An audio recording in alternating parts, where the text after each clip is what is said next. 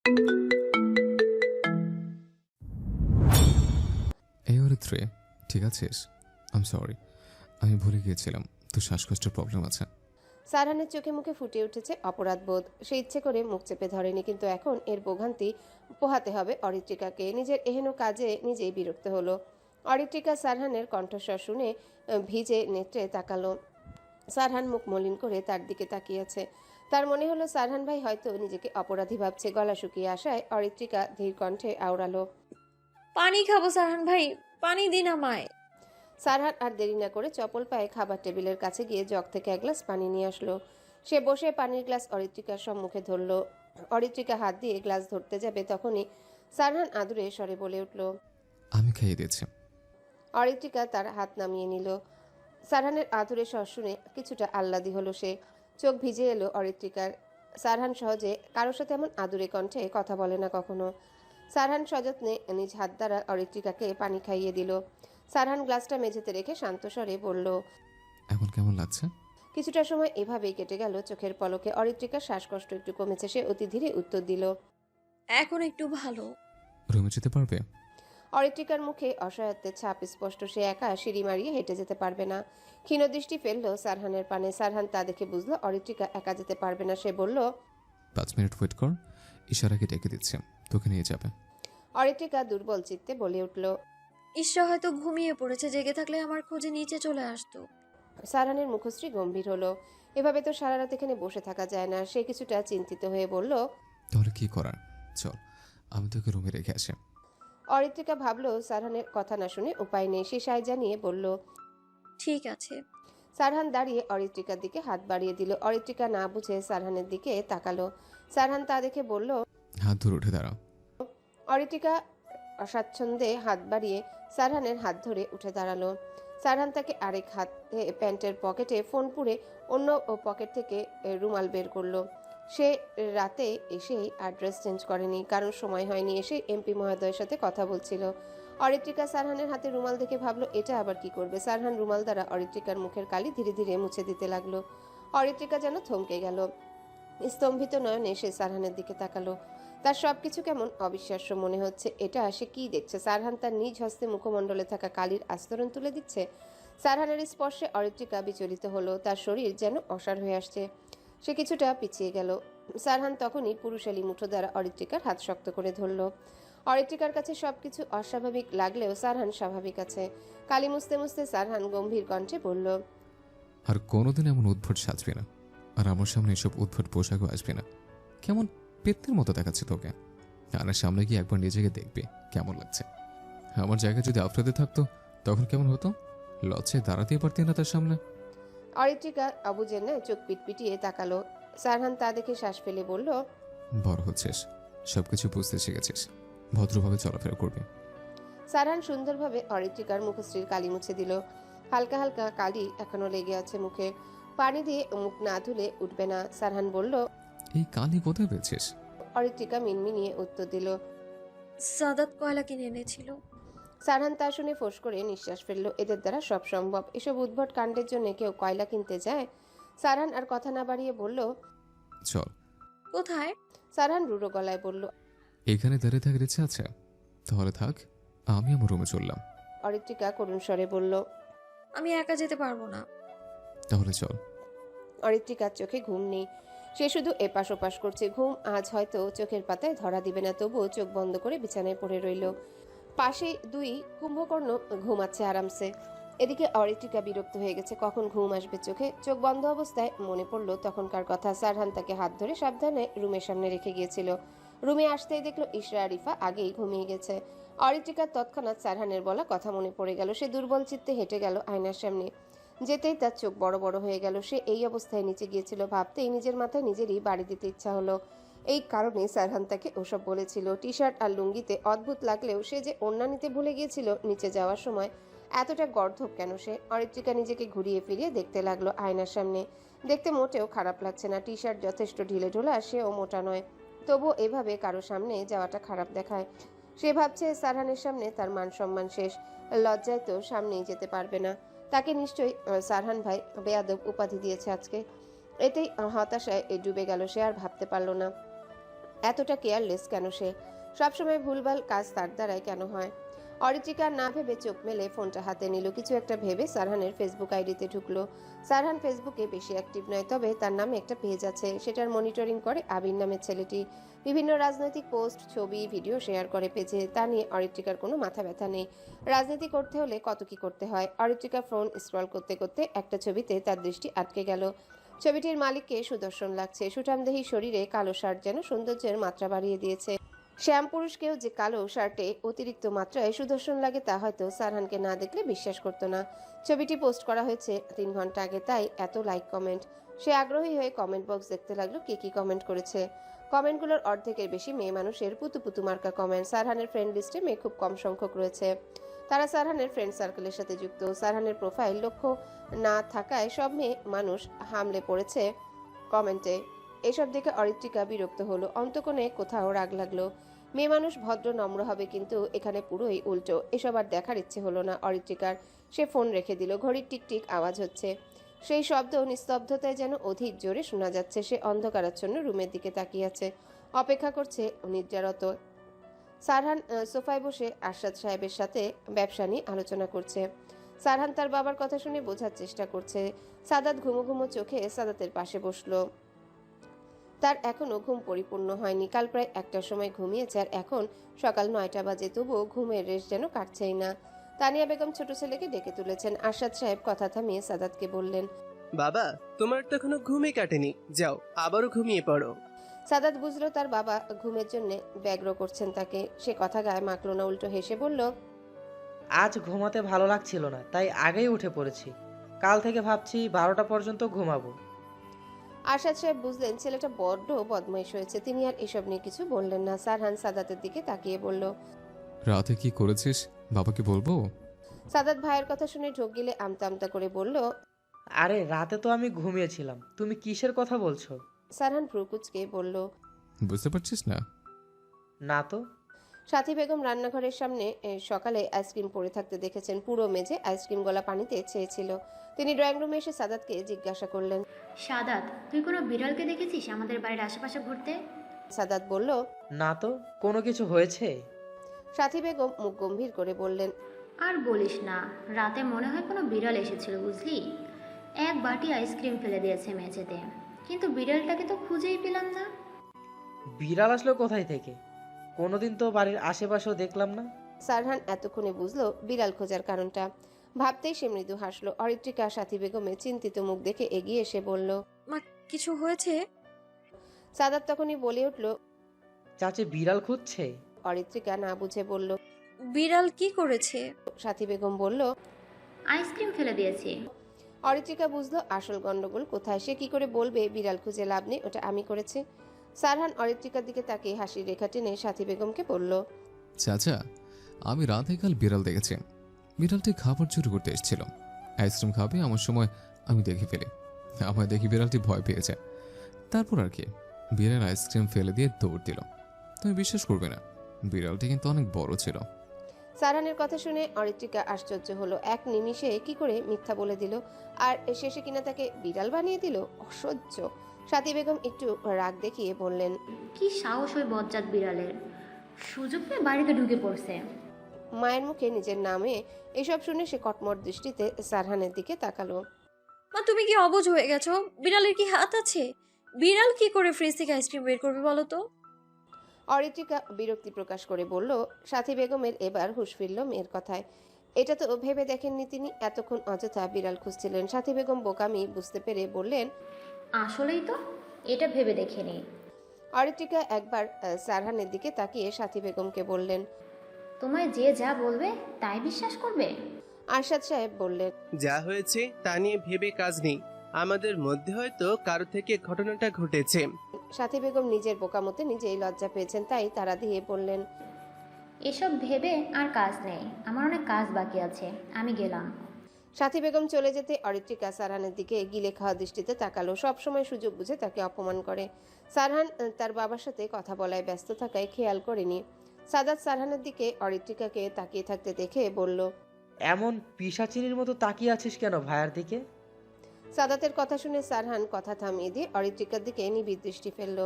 আরশাদ সাহেবও তখনই অরিত্রিকার দিকে তাকালেন। অরিত্রিকা দৃষ্টি নিচু করল, মুখশ্রী থমথমে। এই সাদাতটা বড্ড অসভ্য, এভাবে সকলের সম্মুখে বলার কোনো মানে হয়? আরশাদ সাহেব চোখে থাকা চশমা ঠেলে বলল। কিছু বলবে আম্মা? অরিত্রিকা এমন আদুরে ডাক শুনে থমথমে ভাব কাটিয়ে হেসে ফেলল। আরশাদ সাহেব অরিত্রিকাকে নিজের সন্তানের ন্যায় ভালোবাসেন। সাদাত সারহানের জন্য কোনো কিছু কিনলে অরিত্রিকার জন্য বরাদ্দ থাকে। ছোট থেকে বড় বাবা আর বড় মার আদর পেয়ে বড় হয়েছে। অরিত্রিকা আরশাদ সাহেবকে হেসেই বলল। তেমন কিছু না বড় বাবা। আরশাদ সাহেব বললেন, ও আচ্ছা, তোমাদের গ্যাংয়ে আরো দুজন সদস্য কই? সকাল থেকে তো তাদের কোনো দেখাই পেলাম না। অরিত্রিকা বলল। ওরা তো ছাদে, আমিও ছাদে ছিলাম, সাদাতকে ডাকতে এসেছিলাম। আরশাদ সাহেব বললেন, ওদের ডেকে নিয়ে আসো, সকালের খাবার খাবো সকলে একসাথে বসে। ঠিক আছে। অরিত্রিকা আরশাদ সাহেবের সাথে কথা বলে ছাদে ইফার ইশরাকে ডাকতে গেল। আরশাদ সাহেব সারহানের উদ্দেশ্যে বললেন, রাজনীতির পাশাপাশি আমাদের অফিসের কাজকর্মে একটু মনোযোগী হও। সারহান আরশাদ সাহেবের কথা শুনে বলল, ইলেকশন হয়ে যাক, তারপর থেকে অফিসে সময় দেব। ঠিক আছে তাহলে ওই কথাই রইল, আমি বাগান থেকে একটু হেঁটে আসি। ওকে। আরশাদ সাহেব বাগানে হাঁটতে চলে গেলেন। প্রতিদিন ভোরে হাঁটাহাঁটি করলেও আজ ভোরে হাঁটাহাঁটি করা হয়নি। সারহান নিজের ফোন বের করে আবিরকে টেক্সট পাঠালো, এমপি মহোদয়ের সাথে মিটিং আছে 11টায়। আবিরের রিপ্লাই আসলো, তখনই পৌঁছে যাব। সারহান ফেসবুক ওপেন করলো। ফোন স্ক্রল করতে করতে একটা পোস্টে তার চোখে পড়ল, যেখানে নয়ন তালুকদার ভদ্রবেশী নেতার ন্যায় মানুষকে খাবার, কর্মসংস্থান, বাড়ি দেওয়ার প্রতিশ্রুতি দিয়ে ভাষণ দিচ্ছেন। আমজনতার ভিড় জমিয়েছে ভাষণ শোনার জন্যে। তাহলে নয়ন তালুকদার সাধারণ মানুষদের ইমোশনাল ব্ল্যাকমেল করছে? ভাবতেই সারহানের ওষ্ঠজুড়ে তাচ্ছিল্যের হাসি ফুটে উঠল। মানুষ কতটা নিকৃষ্ট হলে সাধারণ মানুষ কিভাবে মিথ্যা প্ররোচনায় ফেলে, গরিব দুঃখীদের ভরসা দিয়ে ভোট আদায়ের চেষ্টা চালাচ্ছে। মানবতার ফেরিওয়ালা সেজেছে অল্প দিনের জন্য, নিজের কার্যসিদ্ধি হয়ে গেলে সাধারণ মানুষকে ভুলে যাবে। নয়ন তালুকদার একজন মুখোশধারী মানুষ। শুধু কাছের কিছু সংখ্যক মানুষ জানে নয়ন তালুকদারের আসল চেহারা। সাদাত সারহানের ফোন থেকে ভেসে আসা নয়ন তালুকদারের ভাষণ শুনে সারহানকে বলল, ভাই এটা তোমাদের দলের বিরুদ্ধে লড়বে সেই প্রতিদ্বন্দ্বীর প্রার্থী না? সারহান ফোন স্ক্রিনে চোখ রেখেই বলল, এটি সেই নয়ন তালুকদার, নিষেধের মামা। সাদাত উকি দিয়ে ফোনে নয়ন তালুকদারকে দেখে বলল, এই মোটকো নয়ন তো খুব খারাপ। টাকলুর ভাগ্নের সাহস আছে বলতে হবে, না হলে কেউ শত্রুর বাড়িতে বিয়ে করতে চায়? আমার তো ওই নিষাদকে একদম পছন্দ ছিল না, চাচার জন্য কিছু বলতে পারিনি। সারহান ফোন স্ক্রল করা বন্ধ করে ফোন পকেটে রেখে দিল। তারপর সাদাতকে উল্টে প্রশ্ন করলো, ভার্সিটির ক্লাস কেন মিস দিচ্ছিস? কিছুদিন পর তিন করছ তোর, পড়াশোনা বাদ দিয়ে দে। এমনিতে পড়াশোনার প্রতি তোর মন কোথায়? সবসময় মন তো গার্লফ্রেন্ডের কাছে পড়ে থাকে। গার্লফ্রেন্ডের কথা শুনে সাদাত কেসে উঠল। সারহানের কাছে কোনো কথাই গোপন থাকে না, কিভাবে যেন সে জেনে যায়। সাদাতের মনে হয় তার পেছনে গুপ্তচর লাগিয়ে রাখা হয়েছে। সে সারাদিন যা করে সব এসে তার ভাইকে বলে দেয়। সাদাত ধরা পড়া চোরের ন্যায় বলল, এসব কি বলছো তুমি? আমার তো কোনো গার্লফ্রেন্ড নেই। ছোট ভাইয়ের মনোভাব বুঝে সারহান ঠোঁট বাঁকিয়ে হাসলো, হেসেই বলল, আমার থেকে লুকিয়ে লাভ নেই ব্রো, এসব ছেড়ে পড়াশোনা কর। এমনিও ওদের সাথে বিয়ে হবে না, এগুলো শুধুই টাইম পাস ছাড়া কিছুই না। আমার মনে হয় তুই অন্যের বউকে পাহারা দিচ্ছিস বিনা স্যালারিতে। কাজটা মন্দ নয়, ক্যারি অন। এটা করতে চাইলে করতে পারিস, পরে কোনো সমস্যা হলে আমাকে বলতে আসবে না। সাদাত সারহানের কথা শুনে আর কিছু বলল না। সারহানের করা অপমান শুনেও শুনল না। তার ভাই থাকতে আর কোনো শত্রুদের দরকার পড়বে না। তার মানে এবারের গার্লফ্রেন্ডও গেল। এর আগেও 2টা গার্লফ্রেন্ড ভেঙেছে, নিশ্চয়ই তার ভাইয়ের কারসাজি। এবারেরটাও গেল। ভাবতেই মন খারাপ হলো সাদাতের। মিতা বেগম সারহান আর সাদাতকে সোফায় বসে থাকতে দেখে এগিয়ে আসলেন তাদের দিকে। সারহানের সাথে এসে পর্যন্ত তেমন দেখা হয়নি। আফ্রিদিও তার মায়ের আগে এসে সোফায় বসে পড়ল। মিতা বেগমও ছেলের পাশে বসে পড়লেন। সারহান মিতা বেগমকে দেখে ভদ্রতাসূচকভাবে বললেন, আসসালামু আলাইকুম আন্টি। মিতা বেগম বললেন, ওয়ালাইকুম আসসালাম। কেমন আছো বাবা? আলহামদুলিল্লাহ, আপনি কেমন আছেন? আলহামদুলিল্লাহ ভালো। তোমার সাথে তো দেখাই হয় না, রাজনীতি নিয়ে খুব ব্যস্ত সময় পার করছো বোঝা যাচ্ছে। সামনে ইলেকশন, এসব নিয়ে একটু বিজি আছে। আঙ্কেল আসলেন না কেন? আর বলো না, তোমার আঙ্কেল ব্যবসা নিয়ে অনেক ব্যস্ত, তাই আমাদের সাথে আসতে পারেনি। সারহান আর কি কথা বলবে বুঝে উঠতে পারল না। সে ছোট্ট করে বলল, ও। সাদাত আর আফ্রিদি দুজন নীরব দর্শক হয়ে সারহান আর মিতা বেগমের কথা শুনছে। মিতা বেগমের সারহানের সাথে কথা বলে মনে হলো ছেলেটা গম্ভীর হলেও ভদ্র, আচার আচরণ সুন্দর, সাবলীল আছে। ইফা নিচে এসে তার মাকে সারহানের সাথে কথা বলতে দেখে এগিয়ে এসে মায়ের পাশে দাঁড়ালো। অরিত্রিকা তিশার সাথে ফোনে কথা বলতে বলতে সিঁড়ি দিয়ে নামছে। ইশরা অরিত্রিকার পিছু পিছু আসছে। মিতা বেগম সারহানকে বললেন, রাজনীতির পেছনে একটু কম ছুটে বিয়ে শাদী করে নাও, সংসারটাও তো করতে হবে, বয়স তো কম হলো না। অরিত্রিকা তার মামির কথা শুনে ফোনে কথা বলা বন্ধ করে দিল। সে কল কেটে খানিকটা এগিয়ে আসলো। ইশরা অরিত্রিকার পিছে গিয়ে দাঁড়ালো। ইফা তো উৎফুল্ল হয়ে বসে আছে সারহানের উত্তর শোনার জন্য। সারহান সোফায় শরীর এলিয়ে পায়ের উপর পা তুলে বসলো। তার মুখশ্রী গম্ভীর। সারহান গাম্ভীর্যতা বজায় রেখে বলল, রাজনীতিতে নিজের স্থান করছে, বিয়ে নিয়ে এখনো ভাবিনি, তবে ইলেকশনের পরেই বিয়ে নিয়ে ভেবে দেখব। মিতা বেগম সারহানের উত্তর শুনে বললেন, কোনো মেয়ে পছন্দ করেছো? না মানে এখনকার ছেলে মেয়েরা তো নিজেদের পছন্দে বিয়ে করে। সারহানের এসব ব্যক্তিগত কথা বলার ইচ্ছে নেই। এসব নিয়ে সে কাউকে কিছু বলতে স্বাচ্ছন্দ্য বোধ করে না। তবুও ভদ্রতার খাতিরে বসে আছে। সামনে থেকে চলে যাওয়াটা বেমানান দেখায়। উত্তরটা ইচ্ছে না থাকা সত্ত্বেও দিতে হবে। সে কণ্ঠস্বর স্বাভাবিক রেখেই বলল। তেমন কেউ নেই। মিতা বেগম খুশি হয়ে বললেন, বাহ, খুব ভালো তো। এখনকার দিনে এমন ছেলে পাওয়া দুষ্কর। ইফাত সারহানের বলা নাসূচক উত্তর শুনে ভীষণ খুশি হয়েছে। তবে একটু সন্দেহ হচ্ছে, আসলে কি কেউ নেই? অরিত্রিকা প্রতিক্রিয়াহীন ভাবে দাঁড়িয়ে আছে। সে জানতো সারহান এমন উত্তরই দিবে। আফ্রিদি মায়ের কথা শুনে হাই হুতাশ করে বলল, মা, তুমি কি আমায় দেখতে পাচ্ছ না? আমারও তো বিয়ের বয়স হয়েছে, আর কতকাল সিঙ্গেল হয়ে ঘুরবো। বিয়েটা দিয়ে দাও, তোমার ছেলের বউ আনি। মিতা বেগম মেকি রাগ দেখিয়ে ছেলের কাঁধে চাপড় দিয়ে বললেন, কোন ছেলেকে দেখেছিস বিয়ের জন্য লাফায়?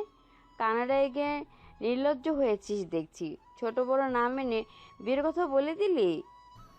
আমি তো সত্যি বললাম, বিয়েটা দিয়ে দাও। অসভ্য ছেলে একটা।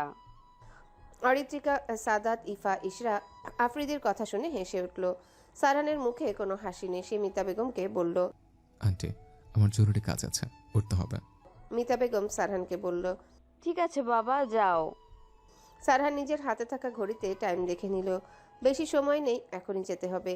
সে সোফা থেকে উঠে সদর দরজা দিয়ে গ্যারেজের দিকে চলল। চৌধুরী বাড়িতে ছোটখাটো যেন ঈদ লেগেছে। অরিন মামি এসেছে জেনে তাড়াহুড়ো করে ব্যাগ গুছিয়ে বাপের বাড়িতে চলে এসেছে। অরিনের হাজব্যান্ড অফিসে যাওয়ার আগে চৌধুরী বাড়িতে রেখে গেছে। পরন্ত বিকেলে সবাই ছাদে আড্ডার আসর বসিয়েছে। এখানে সবাই উপস্থিত থাকলেও অনুপস্থিত আরশাদ সাহেব, আজমল সাহেব, আফ্রিদিয়া, সারহান। বিবাহিত নারীরা সংসারের বিভিন্ন কথা নিয়ে মজে আছে। তাদের থেকে কিছুটা দূরত্ব রেখে অরিত্রিকা, সাদাত, ইশরা আর ইফা বসে আছে। তাদের গল্পের টপিক আলাদা। অরিত্রিকা কাল রাতের আইসক্রিমের কাহিনী সবাইকে বলেছে, তবে খোলাখুলি সবকিছু বলেনি। সে যে কেন অসুস্থ হয়ে পড়েছিল এটাও চেপে গেছে। সব কথা না বলাই শ্রেয়। ইশরা, সাদাত জানলে উঠতে বসতে রাগাবে। সবাই নিজেদের কথা বলার মধ্যে মশগুল থাকলেও ইফা চুপচাপ বসে কিছু একটা ভাবছে। সাদাত ইশরা আর অরিত্রিকাকে বলল, ভার্সিটির অ্যাডমিশন তো 1 সপ্তাহ পর থেকেই শুরু হয়ে যাবে। পড়াশোনা শুরু কর, না হলে দেখা যাবে চাচা তোদের দুটোকে একসাথেই বাড়ি ছাড়া করবে। ইশরা চমকে উঠে বলল, কি বলছিস? কি বলিস? আমি তো তোদের বাড়িতে এসে ঘুরে ফিরে বেড়াচ্ছি। সামনে অ্যাডমিশন ভুলেই গেছি। আমি কালকেই বাড়ি চলে যাব তাহলে। অরিত্রিকা বিতৃষ্ণা নিয়ে বলল, আর ভালো লাগে না। আবার অ্যাডমিশন, আবার পড়াশোনা, এক গাদা গাদা বই পড়তে হবে আবার, ধুর। সাদাত অরিত্রিকার কথা শুনে বলল, এবার চান্স পেতেই হবে, না হলে চাচাকে তো চিনিস, যে রাখ। রে, এবার চান্স পেতেই হবে যে কোনো ভার্সিটিতে। তবে এই শহর ছেড়ে যেতে ইচ্ছে হয় না। রাজশাহীতে চান্স পেলে খুব ভালো হতো। ভালো করে পড়, তাহলে রাজশাহী ভার্সিটিতে চান্স পেয়ে যাবি। আমাদের রেকর্ড হয়ে থাকবে চৌধুরী বাড়ির সকল ছেলে মেয়ে রাজশাহী ভার্সিটির স্টুডেন্ট ছিল। আসলেই তানিয়া বেগম আর মিতা বেগমের দুজনের কথা চলছে। অরিত্রা সেদিকে মনোযোগী হবে না স্থির করেও মনোযোগী হলো, কারণ সারহানের বিয়ে নিয়ে আবারও কথা তুলেছে মিতা বেগম। অরিত্রিকা মনে মনে খুব বিরক্ত হলো। সারহান ভাইয়ের বিয়ে নিয়ে এত লাফালাফি কেন করছে সে বুঝে উঠতে পারছে না। তার উপর সকলে সায় জানাচ্ছে। ইশরা বসে থেকে সবকিছুই শুনতে পাচ্ছে। সে অরিত্রিকাকে ধীরে বলল, বোন, এইটা তোর মামি নাকি কোনো ঘটক? সারহান ভাইয়ের বিয়ের পেছনে লেগেছে। এমন ভাব করছে মনে হচ্ছে যে মেয়ে পাবে তার সাথে সারহান ভাইয়ের বিয়ে দিয়ে দিবে। আমার ভয় করছে যে কখন যেন আমার আর তোর বিয়েটাও দিয়ে দেয়। সাবধানে থাকিস বইন। অরিত্রিকার বিরক্তির মাত্রা বাড়ল। সে ইশরার কথার কোনো উত্তর দিল না। ভাবি, আপনার মেয়েটা মাশাল্লাহ অনেক সুন্দরী, ভদ্র, নম্র। প্রথম দিনে দেখেই ভালো লেগেছিল। আপনি কিছু মনে না করলে একটা কথা বলতে চাই। তানিয়া বেগমের সংকোচজনিত কণ্ঠস্বর অরিত্রিকা সহ বাকি তিনজনের কানে পৌঁছালো। মুহূর্তেই কান সজাগ হলো তাদের। তানিয়া বেগম কি বলতে চাইছেন তা জানার জন্য তানিয়া বেগমের দিকে তাকালো সকলে। মিতা বেগম তানিয়া বেগমের কথা শুনে বললেন, আরে বলুন, আমরা নিজেরাই তো, কিছু মনে করব না। তানিয়া বেগম সংকোচ ভুলে গেলেন। তিনি বলে উঠলেন, আমি আপনার মেয়ে ইফাকে শারহানের বউ করে এই বাড়িতে নিয়ে আসতে চাই। তানিয়া বেগমের এই বাক্য যেন বজ্রের ন্যায় মনে হলো অরিত্রিকার। বক্ষস্থল ধক করে উঠল তৎক্ষণাৎ। সে এক মুহূর্তের জন্য যেন স্তব্ধ হয়ে গেল। বৃষ্টিস্নাত সন্ধ্যা, মেঘাচ্ছন্ন আকাশ, দমকা হাওয়ায় শহুরে পরিবেশ আজ মনোমুগ্ধকর হয়ে উঠেছে। প্রকৃতি সেজেছে নতুন সাজে। ভ্যাপসা পড়া গরম থেকে জনজীবনে কিছুটা স্বস্তি ফিরেছে। ঝমঝমিয়ে বৃষ্টি নেমেছে ধরণীতে অনেক আগেই। শহুরে মানুষগুলো ব্যস্ততা কমিয়ে বাড়ির দিকে ছুটছে। আকাশে মাঝে মাঝে বজ্রপাতের আওয়াজ আর বজ্র রশ্মির দেখা মিলছে। চারিদিকে মন মাতানো পরিবেশ থাকলেও একজনের মনে আজ মেঘ জমেছে। মন খারাপ আজ প্রিয় সঙ্গী হয়েছে তার। অরিত্রিকা উদাস মনে ছাদের রেলিং ঘেঁষে অদূরে দৃশ্যমান দমকা হাওয়ায় নাচনরত গাছপালার দিকে অপলক তাকিয়েছে। বৃষ্টির পানিতে ভিজে যাচ্ছে সে, তবুও যেন সেদিকে খেয়াল নেই। প্রতিনিয়তই তার কানে যেন এই একই কথাই বেজে যাচ্ছে, সারহানের বিয়ে ইফা আপুর সাথে। ভাবতেই চক্ষুদয় হতে উপচে পড়ছে অশ্রু। বৃষ্টির পানি আর অশ্রু মিলে মিশে একাকার হয়ে যাচ্ছে। বক্ষে যেন চিনচিন করে ব্যথা অনুভূত হচ্ছে। শ্বাস আটকে আসছে কেন যেন, দিশেহারা লাগছে। এমনটা কেন হচ্ছে তার? আগে তো কখনো এমন কিছু অনুভূত হয়নি, তবে আজ কেন হচ্ছে? সারহান ভাইয়ের যেখানে বিয়ে হোক, যার সাথে বিয়ে হোক, তার কিছু যায় আসে না, কিন্তু মন কেন মানতে চাইছে না? অনুভূতিরাও তার সাথে যেন ছলনা করছে। এতটা অসহায়, হতাশা, কষ্টতে সে কখনো পড়েনি। এই প্রথম যেন কোনো সমুদ্রের অতলে দিশা হারিয়ে তলিয়ে যাচ্ছে। সারহানকে তো কখনোই আগে অন্য কোনো নজরে দেখেনি। সারহান তার থেকে অনেকটা বড় হওয়ায় বন্ধুত্বপূর্ণ সম্পর্ক গড়ে ওঠেনি। অরিত্রিকা সারহানকে সম্মান করলেও শত্রুর নজরে দেখে, কারণ সারহান প্রায় তাকে অপমান করে। তবে কিছুদিন যাবৎ নিজের মাঝে পরিবর্তন লক্ষ্য করছে সে। কিছুটা হলেও সারহানের প্রতি তার ভালো লাগা কাজ করে এখন, তবে সে প্রকাশ করেনি। মনের গহীনে চেপে রেখেছে। সে চায়নি মনের এই অব্যক্ত প্রণয় সুখের কথা কেউ জানুক। সে জানে সারহান তাকে কখনো অন্য চোখে দেখে না। সারহান তো তার দিক থেকে পারিবারিকভাবে সম্পর্ক মেনে চলেছে, এই কারণে তার সুপ্ত অনুভূতিকে দমিয়ে রেখেছে। ভালো লাগা পর্যন্তই সীমাবদ্ধ রেখেছে। ঝড়ো হাওয়াতে চারিদিক উত্তাল। অরিত্রিকার শরীর ঠান্ডা হয়ে আসছে, শরীরে কাঁপুনি শুরু হয়ে গেছে। হিমশীতল বাতাস যেন ছুঁয়ে যাচ্ছে অরিত্রিকার শরীর। বৃষ্টিতে ভেজার কারণে চক্ষুদয় লাল বর্ণ ধারণ করেছে। পা দুটো নিশ্চল হয়ে গেছে। ধীরে ধীরে রাতের আধার নামছে ধরণীতে, প্রকৃতিকে আধারে গ্রাস করেছে। অরিত্রিকার শরীর কেমন টলছে, মাথা ঘুরে চোখ অন্ধকার হয়েছে। সে রেলিংয়ের কাছে হতে পিছিয়ে আসতে নিলেই পড়ে যেতে লাগলো। তখনই কেউ একজন অরিত্রিকার হাত ধরে টান দিল। অরিত্রিকার শরীরের ব্যালেন্স সামলাতে না পেরে সেই ব্যক্তিটি শক্তপোক্ত পুরুষালী বক্ষে আছড়ে পড়ল। দু হাত দ্বারা ব্যক্তিটি শার্ট খামচে ধরল নিজেকে বাঁচাতে। অরিত্রিকা মাথা ঝিমঝিম করছে, চোখে অন্ধকার দেখছে। সে কিছুটা শান্ত হয়ে চুপ করে থাকলো। সে বক্ষে ঘ্রাণেন্দ্রীয় পরিচিত পারফিউমের গন্ধ পেতেই অরিত্রিকা বিচলিত হলো। এই ঘ্রাণ যেন তার শরীরের রন্ধ্রে রন্ধ্রে প্রবাহিত হতে লাগলো। সে বক্ষ হতে মাথা উঁচিয়ে চকিত নয়নে তাকালো ব্যক্তিটির পানে। বৃষ্টির ফোঁটাগুলো শ্যাম মানবটির মুখ ছুঁয়ে যাচ্ছে, চুলগুলো লেপ্টে আছে কপালে। অগ্নিঝরা চাহনি যেন ছোট্ট সত্তা নাড়িয়ে দিল। চুলের পানি চুইয়ে চুইয়ে অরিত্রিকার মুখে পড়ছে। অরিত্রিকার ব্যক্তিটিকে স্নিগ্ধ পুরুষ মনে হচ্ছে। বাজের হালকা আলোয় কিছুটা মুখের অবয়ব বুঝতে পারছে সে। পৃথিবীর সব থেকে সুন্দর পুরুষ মনে হতে লাগলো। সে দুর্বল চোখে অপলক তাকিয়ে রইল। আর ইউ ইডিয়েট, উদ্ভ্রান্তের মতো বৃষ্টিতে ভিজছিস কেন? তখনই ভেসে এলো ব্যক্তিটির মুখ হতে বজ্রকণ্ঠের বাণীটি। অরিত্রিকা ভালো লাগা ভুলে ভয়ে সিটিয়ে গেল যেন। তৎক্ষণাৎ চোখ বন্ধ করে নিল। সারহানের মুখশ্রী কঠিন, চোখে যেন আগুন ঝরছে। চোয়াল শক্ত করে অগ্নিদৃষ্টিতে তাকিয়ে আছে অরিত্রিকার দিকে। মুষ্টিবদ্ধ করে রেখেছে হাত, রাগে ফুঁসছে সে। তখনই বজ্রপাত হলো। অরিত্রিকা আরও ভয় পেয়ে গেল। সারহান এখনো অরিত্রিকার হাত ধরে আছে। অরিত্রিকার শরীর ঠান্ডা বরফ হয়ে গেছে। এতে যেন সারহানের রাগের মাত্রা বাড়ল। নিশ্চয়ই সন্ধ্যা হতে উদ্ভ্রান্তের ন্যায় ভিজে চলেছে। এতটা নির্বোধ কেন এই মেয়ে? এসব ভেবে আর মেজাজ হারাতে চাইল না সে। ধৈর্য নিয়ে রাগ সংবরণ করতে লাগলো। সারহান দাঁতে দাঁত চেপে বলল, নিচে চল। অরিত্রিকা সারহানের হাত ছাড়িয়ে দূরে সরে দাঁড়ালো। ভয়ে আর সারহানের দিকে তাকালো না।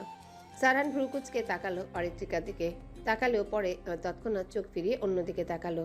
অরিত্রিকার শরীর অবশ হয়ে যাচ্ছে, মাথা ঘুরছে, চোখ ঘোলাটে হয়ে গেছে। সেই অবস্থায় পা বাড়ালো নিজের রুমে যাওয়ার জন্যে। 2 কদম যেতেই মাথা ঘুরে গেল তার। শরীর নেতিয়ে পড়ে যাওয়ার আগে সারহান ধরে ফেলল। অরিত্রিকা সারহানের হাতের শরীরের ভার ছেড়ে দিল। ধীরে ধীরে চোখ বন্ধ হয়ে এলো তার। অরিত্রিকা ঘোলাটে চোখে সারহানের অন্ধকারে আবছা গম্ভীর মুখ দেখলো শুধু। অরিত্রিকাকে হঠাৎ মাথা ঘুরে পড়ে যেতে দেখে সকল রাগ নিমিষেই পানি হয়ে গেল। স্তম্ভিত হয়ে তাকালো অরিত্রিকার দিকে। হালকা করে গাল চাপড়ে অরিত্রিকাকে উঠানোর চেষ্টা করলো সে, কিন্তু অরিত্রিকা উঠল না, চোখ বন্ধ করে আছে। সারহান উপায় না পেয়ে অরিত্রিকাকে কোলে তুলে নিল। সে লক্ষ্য করলো অরিত্রিকার মুখ ফ্যাকাশে হয়ে গেছে, শরীরও হিম হয়ে গেছে। সে দ্রুত অরিত্রিকাকে কোলে নিয়ে ছাদ থেকে নেমে গেল। অরিত্রিকা নিস্তেজ শরীরে কম্বল মুড়িয়ে বিছানায় ঘুমিয়ে আছে। বৃষ্টিতে ভিজেই জ্বরের কবলে পড়েছে। চোখ মুখ শুকিয়ে মলিন হয়ে গেছে। সাথী বেগম মেয়ের কপালে জলপট্টি দিচ্ছে চিন্তিত হয়ে। এত বড় মেয়ে হয়েছে তবুও হুঁশ বুদ্ধি হয়নি। তানিয়া বেগম অরিত্রিকার জন্য স্যুপ বানাতে গেছে। ইফা মন খারাপ করে অরিত্রিকার পাশে বসে আছে। সে তো অরিত্রিকাকে ছাদ থেকে আসার জন্য ডেকেছিল কিন্তু আসেনি। এখন বৃষ্টিতে ভিজে জ্বর বাঁধিয়েছে। সারহান একধানে তাকিয়ে আছে অরিত্রিকার দিকে, তার নজর তীক্ষ্ণ। সে ভেজা কাপড় চেঞ্জ করে এসেছে। অরিত্রিকা অসুস্থ হওয়াতে তার খারাপ লাগার পাশাপাশি রাগও লাগছে। সে যদি সন্ধ্যার সময় এসে ইশরাকে অরিত্রিকার কথা না জিজ্ঞাসা করতো তাহলে নিশ্চয়ই ছাদেই জ্ঞান হারিয়ে পড়ে থাকতো। সাথী বেগম সারহানকে দাঁড়িয়ে থাকতে দেখে বললেন, দাঁড়িয়ে আছো কেন, বসো চেয়ার টেনে। সারহান সাথী বেগমের কথায় শান্ত কণ্ঠে প্রতিউত্তর করলো। সমস্যা নেই, দাঁড়িয়ে কমফোর্টেবল ফিল করছে। সাথী বেগম আর কিছু বললেন না। সারহান কিয়ত চুপ থেকেই বলল, ডাক্তারকে কল করেছিলাম, এসে পড়বে। এতক্ষণ তো সময় লাগে না আসতে। বাইরে প্রচণ্ড বৃষ্টি হচ্ছে, ঝড়ো বাতাসও বইছে, এই কারণে হয়তো আসতে দেরি হচ্ছে। হতে পারে। তোমার চাচাকে কল দিয়েছিলে? দিয়েছিলাম, বৃষ্টিতে আটকে পড়েছে, এসে যাবে, টেনশন করতে নিষেধ করেছে। এই আবহাওয়ায় অরিন, ভাবি, ইভা, সাদাত আর আফ্রিদি বাইরে গিয়েছে। ওদের যে কি অবস্থা। সাদাত কল দিয়েছিল, আসতে লেট হবে। সাথী বেগম ইফাকে বলল, ইভা, আমি একটু নিচে থেকে আসছি, তুই অরিত্রিকাকে জলপট্টি দিতে থাক। ইফা বলল, ঠিক আছে মামি। সাথী বেগম রুম থেকে প্রস্থান করতে সারহান চেয়ার টেনে বিছানার পাশে বসলো। ইশরা অরিত্রিকার মাথায় জলপট্টি দিতে ব্যস্ত। সারহান দুশ্চিন্তাগ্রস্ত হয়ে ইশরাকে জিজ্ঞাসা করলো, জ্বর কি খুব বেশি? ইশরা সারহানকে বলল, জি ভাইয়া। সারহান ইশরাকে কৌতূহলবশত জিজ্ঞাসা করলো, অরিত্রিকার কি কোনো কারণে মন খারাপ ছিল? মন খারাপ হলেই তো বৃষ্টিতে ভেজে, অথবা গান গায়। বিকেলে কি কারোর সাথে কোনো ঝামেলা হয়েছিল? ইশরা কিছুটা ভেবে বলল, কারোর সাথে ঝামেলা হয়নি। অরিত্রিকা তো মেজাজ ফুরফুরেই ছিল। সবাই বিকেলে ছাদে অনেক মজা করেছি, কিন্তু হঠাৎ করে অরিত্রিকা কি হলো বুঝলাম না। কোনো কিছু নিয়ে হয়তো আপসেট হয়ে গিয়েছিল। আমরা নিচে আসার জন্য ডেকেছিলাম, কিন্তু অরিত্রিকা আসেনি।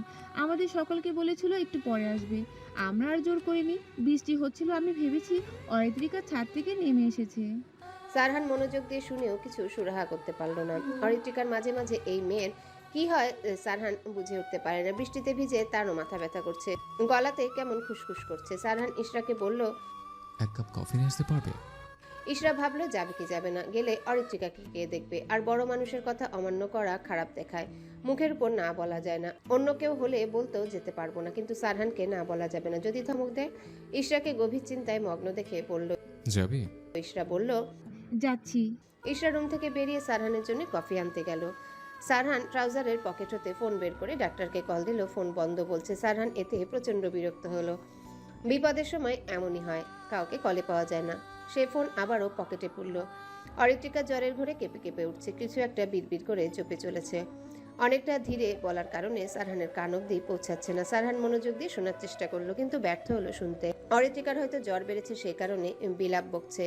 সারহান স্বাভাবিকভাবে জ্বর দেখার উদ্দেশ্যে হাত বাড়িয়ে জলপট্টি সরিয়ে অরিত্রিকার কপালে হাত রাখলো। রাখতেই চমকে উঠলো সে। এত জ্বরে মনে হচ্ছে ভাব বেরোচ্ছে। সারহান বিচলিত ভঙ্গিতে কাপড় ভিজিয়ে অরিত্রিকার কপালে রাখলো। বৃষ্টিস্নাত সন্ধ্যা পেরিয়ে সময়টা এখন গভীর রাত। বাহিরে ঝড়ো হাওয়া বইছে। বৈশাখ মাসের সমাপ্তি ঘটলেও ঝড় বৃষ্টি যেন আজ নিজ ইচ্ছে মতো ধরণীতে পদার্পণ করছে। রুমের জানালা খোলা থাকায় শীতল হাওয়ায় জানালার পর্দাগুলো তাল মিলিয়ে নড়ছে। সারহান দুশ্চিন্তাগ্রস্ত হয়ে বসে অরিত্রিকার রুমে। কপালে চিন্তার ভাঁজ স্পষ্ট।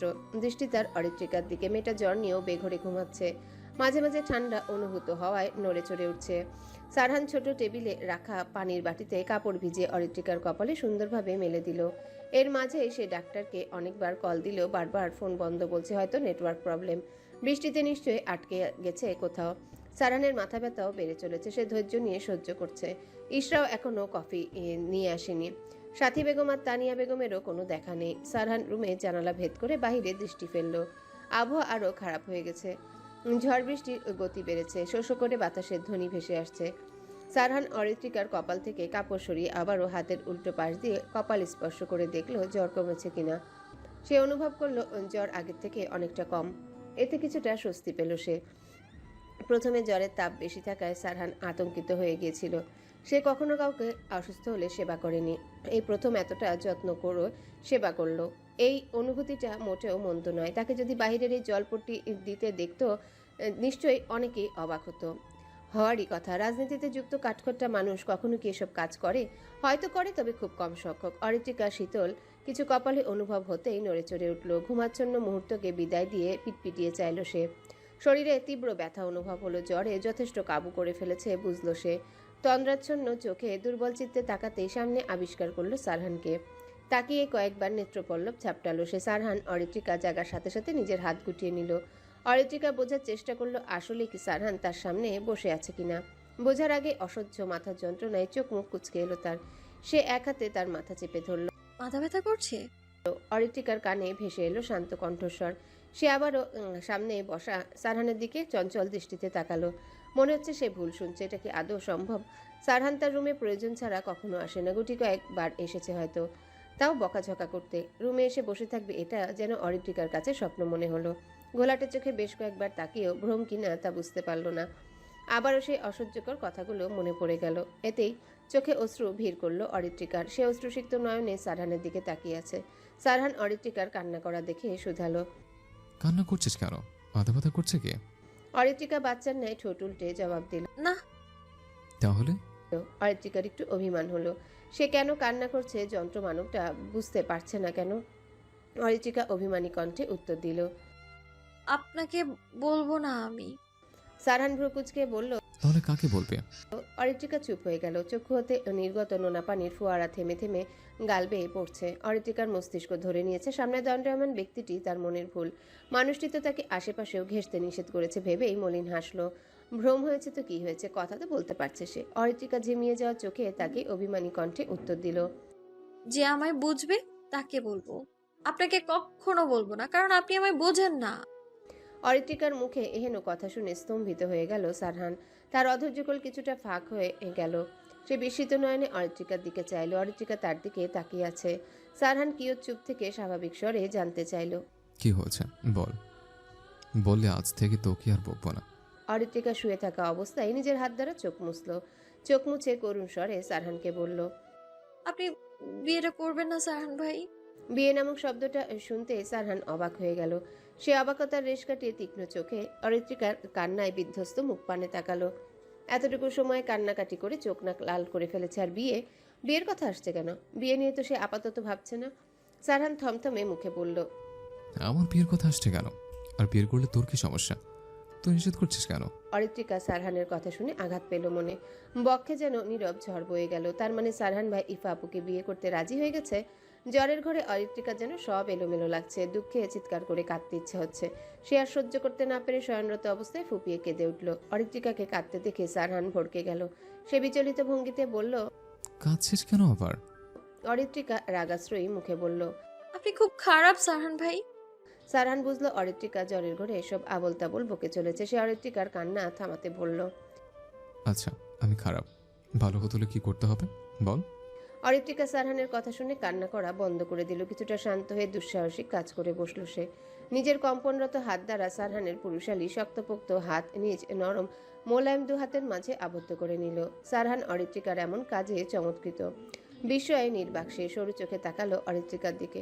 অরিত্রিকা কিছুটা শক্ত করে পুনরায় মুঠোবন্দি করল। হাতের উষ্ণ ছোঁয়া এবার সারহানের হৃদস্পন্দন বেড়ে গেল। চমকিত হলো মন। জানেন, আপনি আসলেই একটা যন্ত্র মানব। এই কারণেই তো আপনি কারো চোখের ভাষা পড়তে পারেন না। সেই মানুষটার মনে লুকিয়ে থাকা অনুভূতি টের পান না আপনি। সব সময় অবহেলা করেন। আপনাকে হারানোর ভয়ে সে মূর্ছে যাচ্ছে, অথচ আপনি তা বুঝতে পারছেন না। নিজের সুপ্ত ভালো লাগাকে দমিয়ে রাখতে চাইলেও পারেনি। ভালো লাগার মানুষটা অন্য কারো হয়ে যাবে শুনে চুপচাপ থাকতে পারেনি। আপনি বিয়েটা করবেন না দয়া করে। আপনাকে অন্য কারো হতে দেখলে সে সইতে পারবে না। বিরহে জ্বলে যাবে তার হৃদয়। আপনিই বলুন, জীবনের প্রথম ভালো লাগা কখনো কি ভুলতে পারা যায়? অরিত্রিকা মলিন স্বরে অন্যমনস্ক হয়ে বাক্যগুলো আওড়ালো। বক্ষে তার অস্থিরতা বিরাজ করছে, শ্বাস নিতে কষ্ট হচ্ছে। নরম হাতে পুরুষালী হাতের অস্তিত্ব যেন জানান দিচ্ছে, অরিত্রিকা, এটা তোর ভ্রম নয়, সত্যি মানুষটা তোর সামনে বসে আছে, তোর সকল কথা মনোযোগ দিয়ে শুনছে, তোর সকল কথার মর্ম বোঝার চেষ্টা করছে, তোর জন্য চিন্তা করছে। কিন্তু অরিত্রিকা তখনও সারহানকে তার কল্পনায় আসর হতে বাস্তবে অনুভব করতে ব্যর্থ হলো। সারহান আশ্চর্য হয়ে গেছে, এসব কি বলছে, কিছুই যেন সে ঠাওর করতে পারল না। সারহান ওষ্ঠযুগল গোল করে শ্বাস ফেলল। বুকের মাঝে সমুদ্রের ঢেউয়ের ন্যায় আছড়ে পড়ল সুপ্ত অজানা শিহরণ। কাহিনী যে এত দূর গড়িয়েছে সে বুঝতেই পারেনি। আবেগ, ভালো লাগা এগুলো সকলের আছে, তবে বয়সভেদে কম বেশি। অরিত্রিকার ক্ষেত্রেও তাই হয়েছে। এই বোকামে যে একটু কেয়ার, সুন্দরভাবে কথা বলাকে এতটা সিরিয়াসলি নিয়ে নিবে সে বুঝতে পারেনি। সে তো তেমন কোনো ইন্টেনশন নিয়ে এগুলো করেনি। আর কিছু ভাবতে পারল না সারহান, মাথা কাজ করছে না এখন। সে সব কিছু বুঝেও অরিত্রিকার মুখ হতে নামটা জানতে চাইল। সারহান নিজেকে ধাতস্থ করে শান্ত ও স্বরে শুধালো, মেয়েটা কে? অরিত্রিকা অসহ্য লাগছে সবকিছু, তবু মলিন হেসে বলল, আপনার আশেপাশেই আছে, খুঁজে নিন। সারহান নিজের মাঝে অস্থিরতা অনুভব করছে। এতটা বিচলিত কেন তার মন? জোরে কয়েকবার শ্বাস টেনে নিল সে। সারহান তার হাতে বেশ গরম অনুভব করলো। অরিত্রিকার হাতও কাঁপছে। সারহান বুঝলো অরিত্রিকার জ্বর আবার বেড়েছে। সে অরিত্রিকার মুঠোবন্দি হাত হতে নিজের হাত ছাড়িয়ে নিল। ব্যস্ততার সহিত আবারও জলপট্টি দিল সে। অরিত্রিকার চোখ নিমিষেই বুঝে এলো। সে আর তাকিয়ে থাকতে পারল না। তানিয়া বেগম সুপ হাতে অরিত্রিকার রুমে প্রবেশ করলেন। দেখতে পেলেন সারহান অরিত্রিকাকে যত্ন সহকারে জলপট্টি দিচ্ছে। ছেলের এমন রূপ দেখে কিছুটা অবাক হয়েছেন তিনি, তবে ভালোও লাগছে যে ছেলে অরিত্রিকাকে বকাঝকা করে সে নিজেই সেবা করছে। সারহান কারো পায়ের শব্দে সামনের দিকে তাকালো। তানিয়া বেগমকে দেখে অস্বস্তিতে পড়ে গেল সে। অস্বস্তি লুকিয়ে সারহান তার মাকে স্বাভাবিকভাবে বলল, এতক্ষণ কি করছিল বলো তো? এদিকে ওরদের জ্বর কমছে না, খাবার খাইয়ে বাড়িতেই তো ওষুধ আছে, আপাতত খাইয়ে দাও। আবার কাঁপুনি দিয়ে জ্বর এসেছে, ডাক্তার কখন আসবে বলা যাচ্ছে না। তানিয়া বেগম এগিয়ে আসতে আসতে বললেন, আমার ছেলের যে এই গুণটাও আছে আজ জানলাম। সারহান মায়ের কথা শুনে অপ্রস্তুত হলো। সে মুখ গম্ভীর করে বলল, তুমি তো জানো আমি কেমন, তার সকলকে দেখাতে চাই না। আমি আমার রুমে গেলাম, এছাড়া কফি নিয়ে আসলে আমার রুমে পাঠিয়ে দিও। ঠিক আছে। সারহান চেয়ার থেকে উঠে কয়েক কদম গিয়ে পিছু ফিরে অরিত্রিকার দিকে তাকালো। অরিত্রিকার বলা কথাগুলো মনে পড়তেই চোখ সরিয়ে নিল সেদিক থেকে। নানা ভাবনা যেন মস্তিষ্কে চেপে ধরেছে। সে পা গলিয়ে রুম থেকে বেরিয়ে গেল। রাত পেরিয়ে ভোর হয়েছে চারিদিকে। পাখির কিচিরমিচির কলরব মুখরিত পরিবেশ। বৃষ্টি থেমেছে রাতে তৃতীয় প্রহরে। ভোরে হালকা আলোয় প্রকৃতি দৃশ্যমান হচ্ছে। ধীরে ধীরে বাতাসে মিশে আছে শীতলতা। মৃদু বাতাস ছুঁয়ে যাচ্ছে ব্যালকনিতে বসে থাকা গম্ভীর পুরুষটির শরীর। দৃষ্টি তার অদূরে। গভীর ভাবনায় আচ্ছন্ন সারহান। সারা রাত না ঘুমিয়ে এখানে বসে আছে ব্যালকনিতে। ঘুম যেন চক্ষু হতে কোথাও নিরুদ্দেশ হয়েছে। মাথা ব্যথায় গুমড়ে ওষুধ খেলেও চক্ষু ও পটে ঘুমের হাতছানি পায়নি। রাত হতে মস্তিষ্কে অরিত্রিকার বলা কথাগুলো ঘুরপাক খাচ্ছে। অরিত্রিকার কথাগুলো জ্বরের ঘরে বললেও সত্যতা আছে তা সারহানের বুঝতে অসুবিধা হয়নি একটু। তার প্রতি যে অরিত্রিকার ভালো লাগা কাজ করে তা পরিষ্কার হয়ে গেছে। সারহান ভাবনার মাঝে তার হাত চক্ষু সম্মুখে তুলে ধরল। অরিত্রিকা তার হাত মুঠোবন্দি করেছিল। ভাবতেই বক্ষে অন্তকোণে অন্যরকম শিহরণ বয়ে গেল। বক্ষে মৃদু অস্থিরতা অনুভব করলো। সহসা চোখ বন্ধ করলো সারহান। তখনই ভেসে উঠল জ্বরে কাতর হয়ে যাওয়া মলিন মেলি মুখশ্রী অবয়ব। মৃদু বাতাসে জানালার হালকা গোলাপি পর্দা হেলে দুলে নড়ে চলেছে। সকালে হিমশীতল নরম পরিবেশ। রাতের বৃষ্টিতে গাছের পাতাগুলো যেন অনেক বেশি গাঢ় সবুজ বর্ণ ধারণ করেছে।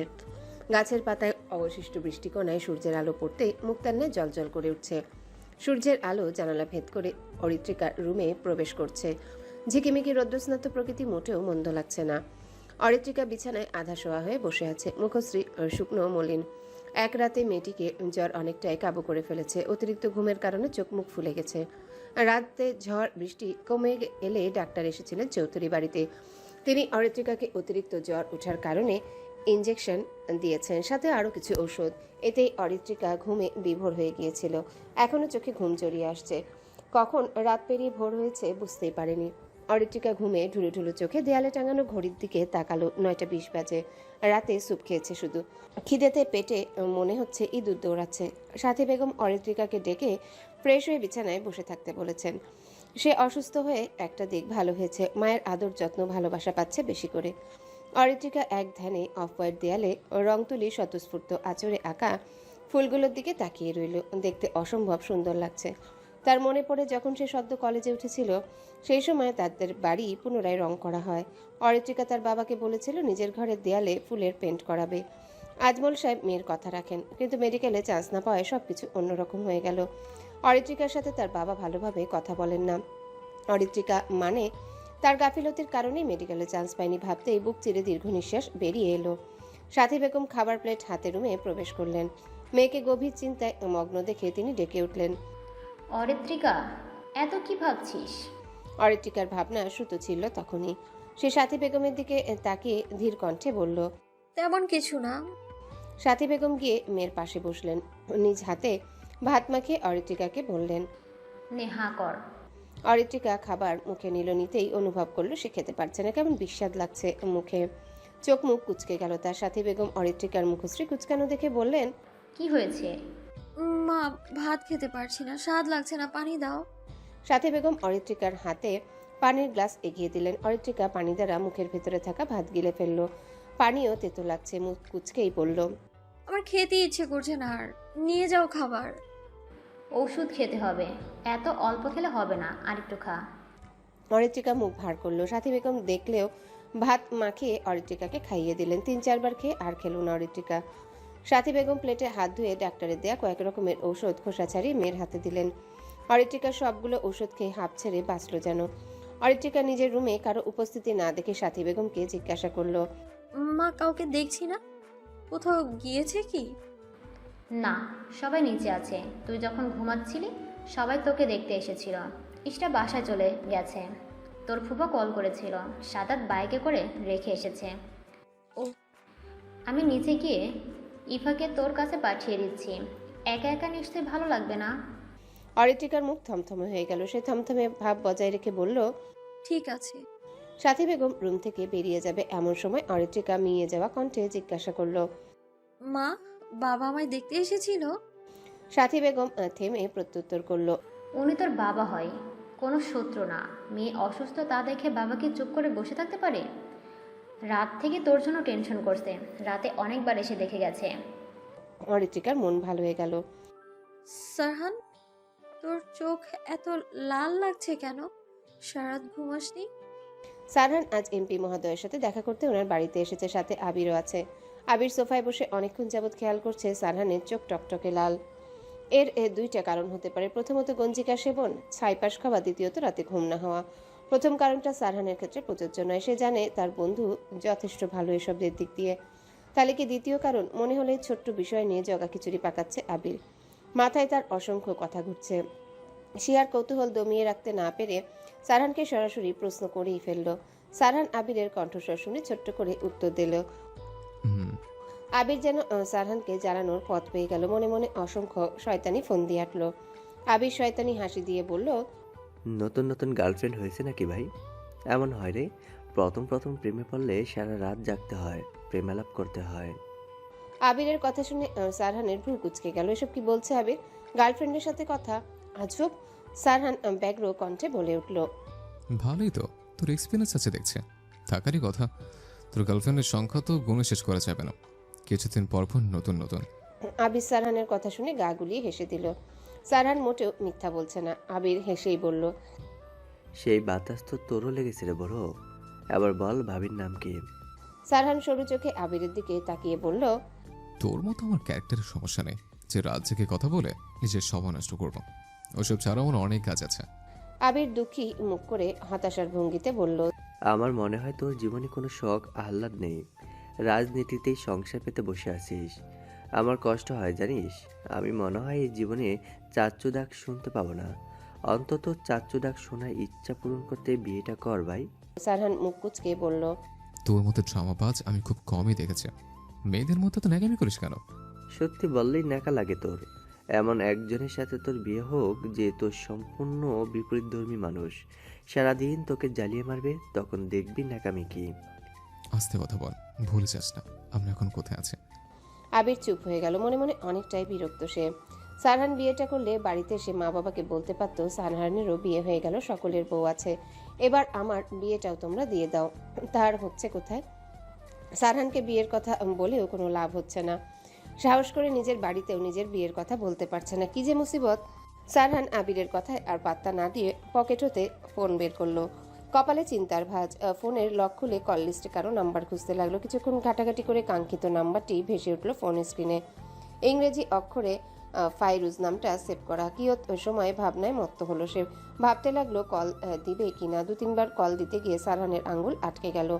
কল দেওয়ার সিদ্ধান্ত বদলে মেসেজ দিতে পারে, সেটাই ঠিক বলে মনে হয়েছে তার কাছে। চিন্তিতগ্রস্ত হয়ে হাতের আঙ্গুল গুলিয়ে কিছু লিখে নাম্বারটাতে সেন্ড করে দিল সে। আমি সরি জেন্টলম্যান, একটা কাজে আটকে গিয়েছিলাম, তাই আসতে দেরি হলো। আজাদ সাহেবের কণ্ঠস্বর শুনে সারহান ফোন সাইলেন্ট করে পকেটে রেখে দিল। আজাদ সাহেব একটা মিটিংয়ে আটকে গিয়েছিলেন, ফিরতে অনেকটা লেট হয়ে গেছে।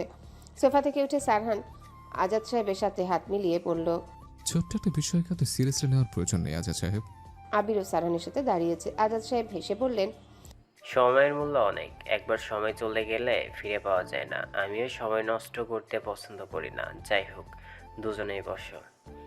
সারহান আবির আবারও বসে পড়ল। আজাদ সাহেব আয়েশি ভঙ্গিতে বসে আবিরকে বললেন, কি খবর আবির? রাজনীতি নিয়ে ব্যস্ত আছো দেখছি, ভালোই প্রচারণা করছো দেখলাম। আবির মৃদু হেসে জবাব দিল। অনেকটাই ব্যস্ত।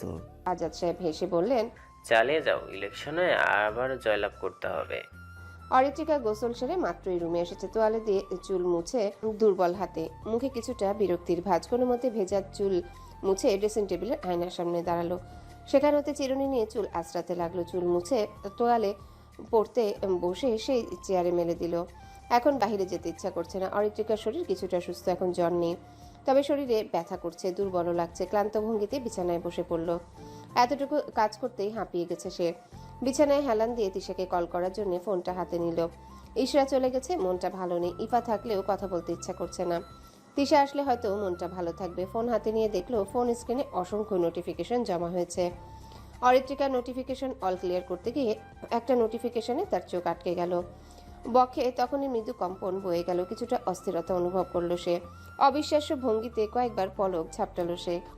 মেসেজ নোটিফিকেশনে জলজল করে মেসেজদাতার নাম ভেসে উঠেছে। সারহান ভাই নামে সেভ করা নাম্বার থেকে মেসেজ এসেছে। সে মেসেজটি ক্লিক করলো। জ্বর কমেছে? এই ছোট্ট মেসেজে অরিত্রিকার ঠোঁটের কোণে হাসি ফুটলো। কিছুটা উচ্ছ্বসিত হলো ভেতরে ভেতরে। আরেকটা মেসেজও আছে।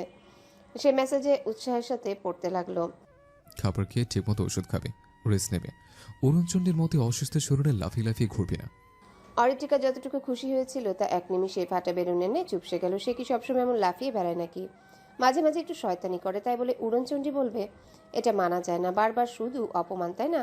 এইবার থেকে আরও উড়নচণ্ডীপনা করবে, তাও আবার যন্ত্র মানবটার সামনে। অরিত্রিকা কিছুটা রেগে মেসেজে লিখলো, আমি আপনার সামনে লাফাবো, নাচবো, গোটা বাড়ি নেচে নেচে বেড়াবো, তাতে আপনার কি? দরকার হলে সারাদিন মঞ্জুলিকার মতন সেজে নৃত্য করবো।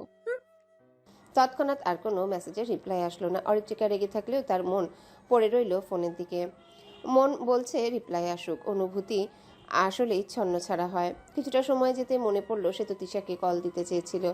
তখনই মেসেজে টুং করে শব্দ হলো। দেখলো সারহান মেসেজের রিপ্লাই করেছে। অরিত্রিকা আগ্রহ নিয়ে দ্রুত মেসেজ বক্স ওপেন করে পড়তে লাগলো। লুঙ্গি পরেছিলে? সেদিনের শ্বাসটা মঞ্জুলিকার থেকে কম কিছু লাগছিল না। অন্য কেউ হলে নিশ্চিত ভাবতো তুই তার ঘাড় মটকাতে এসছিস। তবে বলতে হবে, সেই শ্বাসটা তোর জন্য একদম পারফেক্ট ছিল, একদম ছোট্ট মঞ্জুলিকা লাগছিল। অরিত্রিকার চোখ বড় বড় হয়ে গেল। এটা কি সারহান ভাই তার প্রশংসা করলো নাকি অপমান করলো তা নিয়ে অরিত্রিকা কনফিউজড হয়ে গেল।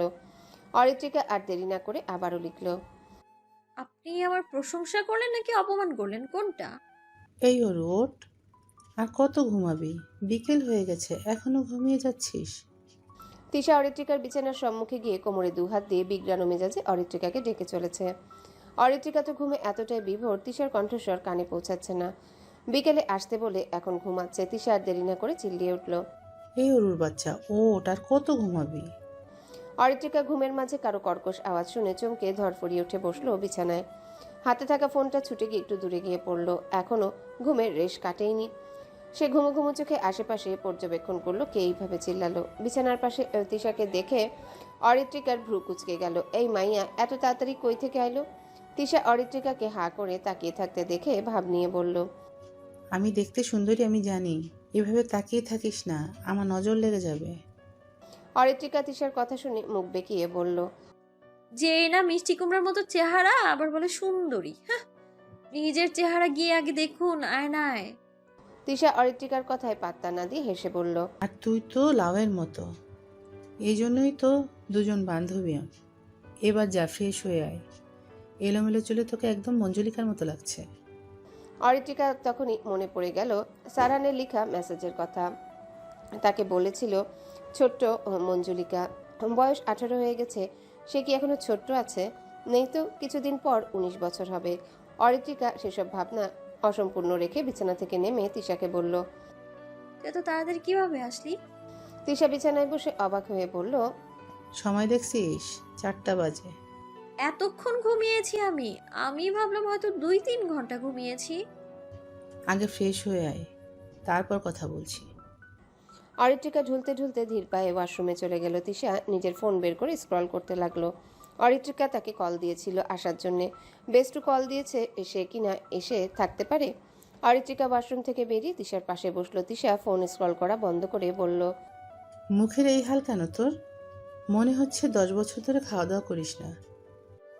জ্বর এসেছিল রে, এই কারণেই শুকিয়ে গেছি একটু। তিশা উদ্গ্রীব হয়ে অরিত্রিকার কপালে হাত দিয়ে দেখলো জ্বর নেই। সে স্বস্তির নিঃশ্বাস নিয়ে বলল, কবে জ্বর এসেছিল?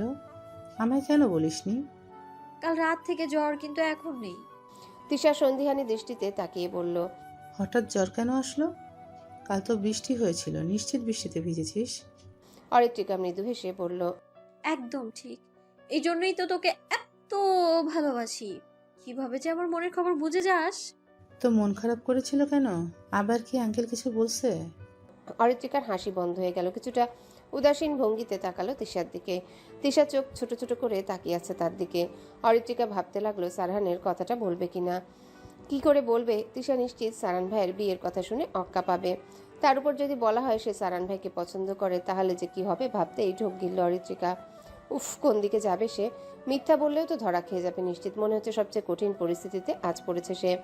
তিশা অরিত্রিকার দিকে তাকিয়ে নজরদারি করছে। মনে হচ্ছে কোনো বড়সড় কাহিনী ঘটেছে। একটু টেনশনও হচ্ছে তার। সে জানে অরিত্রিকা মন খারাপ হলে বৃষ্টিতে ভেজার অভ্যাস আছে, এর আগেও এমন অনেকবার করেছে। তিশা অরিত্রিকার কোনো উত্তর না পেয়ে বিরক্তি নিয়ে বলল, এমন মুখে কুলো পেটে বসে আছিস কেন? বল। অরিত্রিকা আমতা আমতা করে বলল, তেমন কিছু হয়নি, বৃষ্টিতে ভিজতে ইচ্ছে করছিল তাই ভিজেছি। সত্যি বলছিস তো? তিশার সন্ধিহানি কণ্ঠস্বর। অরিত্রিকার ইশরা আর তিশাকে পুলিশ মনে হয় দুজনেই একই ধাঁচের। এই যে দুজনই প্রশ্ন করা শুরু করে দেয়। সত্যি বলছি। নিচে দেখলাম সবাই বসে আছে, নতুন কয়েকজনকেও দেখলাম। তারা কারা? মামি, মামাতো বোন আর ভাই। তারা 2 দিন আগে এসেছে আমাদের বাড়িতে। তিশা স্বাভাবিকভাবেই বলল, ও, দেখলাম বিয়ে নিয়ে আলোচনা হচ্ছিল। তোর বিয়ে ওই গাধা নিষাদের সাথে আবারও দেওয়ার কথা ভাবছে নাকি? অরিত্রিকার মন খারাপ হয়ে গেল। আবারও বিয়ের কাহিনী শুরু হয়ে গেছে। সারহান ভাই কি তবে বিয়েটা করে নিবে? ভাবতেই মন বিষণ্ণ হলো তার। তবে তা বাহিরে প্রকাশ করলো না, স্বাভাবিক রইল। কেঁদে ঘরের কোণে পড়ে থাকলে তো সবাই তাকে সন্দেহ করবে। সে চায় না এসব নিয়ে বাড়িতে কোনো কাহিনী হোক। নিজেকে দুর্বল হতে দেওয়া যাবে না, স্ট্রং হতে হবে। ভাগ্যে যা লেখা আছে তা তো হবেই। সে তিশাকে বলল, সারহান ভাইয়ের বিয়ের কথা চলছে। তিশা এতক্ষণ স্বাভাবিকভাবে থাকলেও সারহানের বিয়ের কথা শুনে চিল্লিয়ে উঠল, এসব কি বলিস? এটা কিভাবে সম্ভব? যা শুনেছিস তাই বলেছি। আমি বিশ্বাস করি না। এটা কি হয়ে গেল? আমায় ছাড়া উনি অন্য কাউকে বিয়ে করতে পারেন না। আমায় এভাবে ঠকাতে পারেন না। আমি কি নিয়ে বাঁচব রে? তিশা দুঃখী মুখ করে হাত পা ছুড়ে নাটকীয় ভঙ্গিতে আহাজারি করতে দেখে অরিত্রিকার রাগ লাগলো। এই মেয়ে এত নাটক করে কিভাবে? সেও তো দুঃখে ভেসে যাচ্ছে, তাও তো এমন নাটক করেনি। অরিত্রিকা খিচে যাওয়া মেজাজে বলল, এমন করে আহাজারি করছিস, মনে হচ্ছে সারহান ভাই তোকে ধোকা দিয়েছে। 10 বছর রিলেশন করেছে তোর সাথে। আমার সামনে এমন একদম নাটক করবি না বলে দিলাম, নইলে কিন্তু খালে চুবিয়ে রেখে আসবো একদম। তিশা অরিত্রিকার কথা শুনে থেমে গেল। মুখ ভার করে বলল, আমার ক্রাশ বিয়ে করছে, আমি কিভাবে চুপ থাকবো? চিঠি দিয়েছিলাম, রাজি হলে বিয়ে হয়ে যেত আমাদের। আর উনি কি করলেন? আমায় পাত্তা দিলেন না। কাজ নেই তো ওনার, তোর মতো মিষ্টি কুমড়াকে বিয়ে করবে? আমারে তুই অপমান করলি? অরিত্রিকা রুম থেকে বেরিয়ে যেতে যেতে বলে, অবশ্যই। নিচে গেলে চল, না গেলে বসে থাক, আমি গেলাম। তিশা অরিত্রিকার পেছনে দৌড়াতে দৌড়াতে বলল, আরে আমিও আসছি, থাম। চৌধুরী বাড়ির ডাইনিং রুমে সোফায় বসে আছেন আজমল সাহেব, আরশাদ সাহেব, সাথী বেগম, তানিয়া বেগম, মিতা বেগম আর আফ্রিদি। আলোচনা চলছে বিয়ে নিয়ে।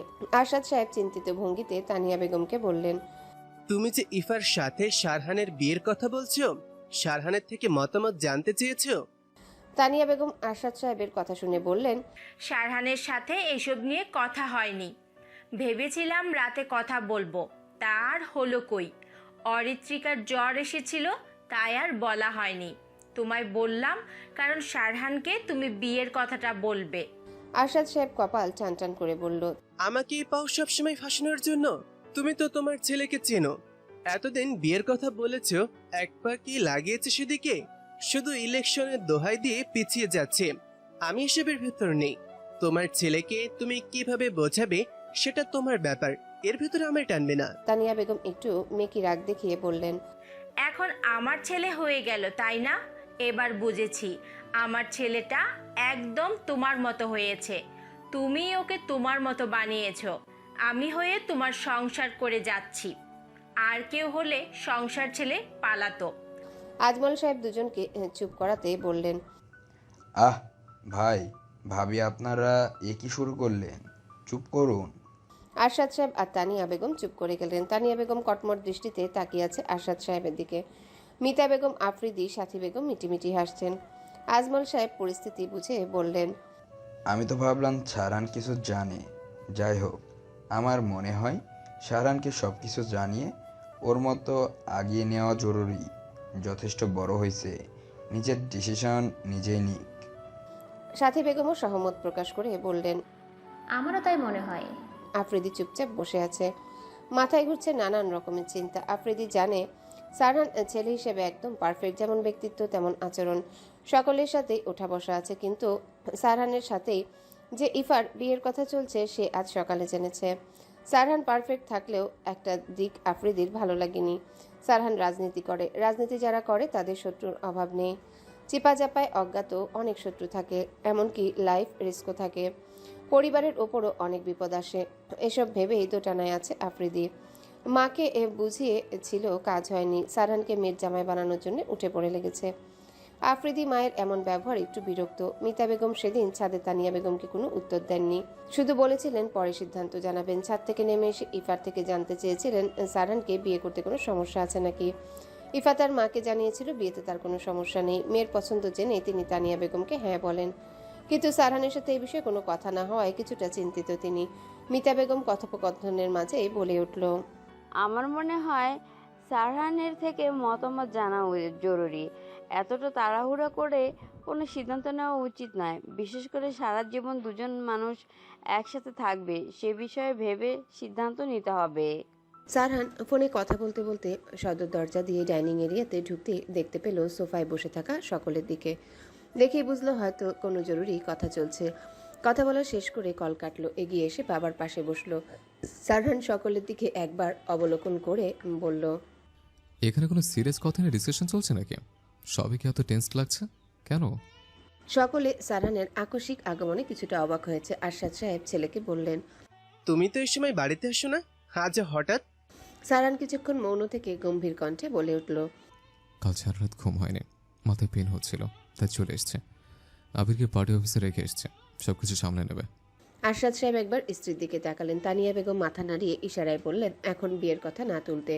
আরশাদ সাহেব সারহানের দিকে তাকিয়ে বললেন, বেশি মাথা ব্যথা করছে? হালকা। আমার মনে হয় আপনি কিছু বলতে চাইছেন, সংকোচ না করে বলতে পারেন। আরশাদ সাহেব গলা ঝেড়ে বললেন, তোমার মা একটা মেয়ে পছন্দ করেছে। মেয়েটা যথেষ্ট নম্র, ভদ্র, সুন্দরীও বটে, আমাদের সকলের পছন্দ। তোমার কি মতামত?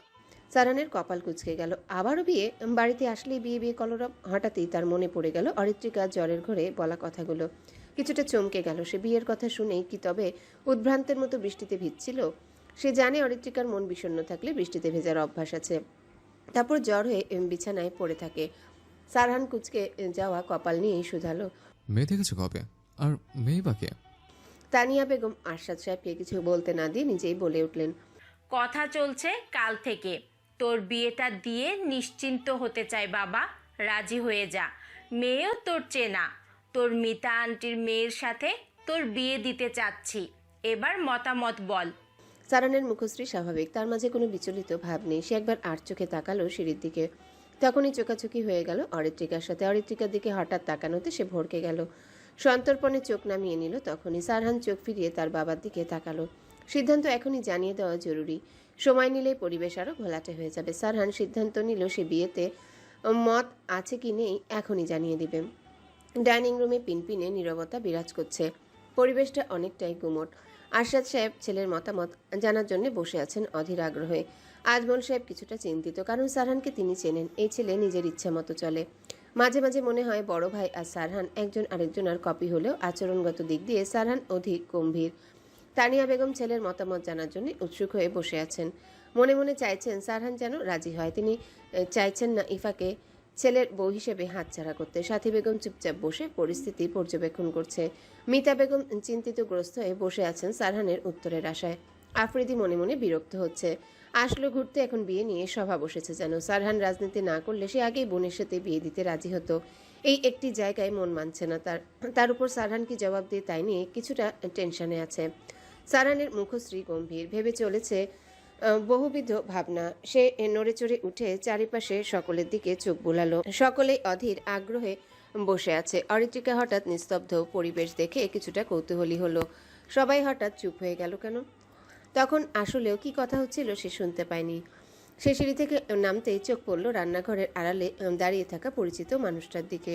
অরিত্রিকা একবার ডাইনিং রুমে বসে থাকা সকলের দিকে তাকিয়ে আবার রান্নাঘরের আড়ালে থাকা মানুষটার দিকে তাকালো। সে ধীর পায়ে এগিয়ে গেল রান্নাঘরের দিকে।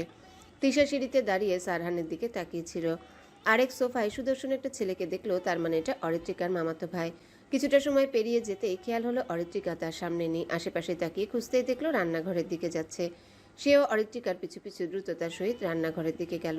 আপু, তুমি এখানে লুকিয়ে লুকিয়ে কি শুনছো? হঠাৎ অরিত্রিকার আগমনে ইফা হকচকিয়ে গেল। হকচকানো ভঙ্গিতে অরিত্রিকার দিকে তাকালো। চোখ মুখে বিরাজ করছে অস্থির ভাব। এভাবে কেউ যে তাকে দেখে ফেলবে বুঝতে পারেনি।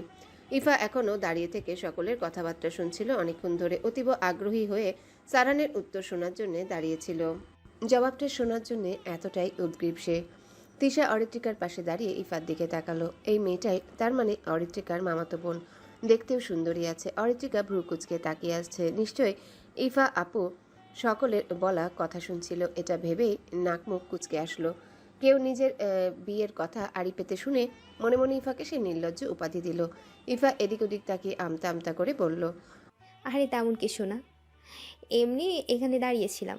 অরিত্রিকা ইফার দিকে সন্দেহভাজন দৃষ্টি ফেলে বলল, হ্যালো বন্ধুরা, পরবর্তী পার্ট খুব তাড়াতাড়ি আসবে, তো সবাই অপেক্ষায় থাকো। আর চ্যানেলটি যারা এখনো সাবস্ক্রাইব করোনি তারা পরবর্তী পার্ট দেখার জন্য চ্যানেলটি সাবস্ক্রাইব করে রেখো। ধন্যবাদ সবাইকে, আমাদের সাথেই থেকো।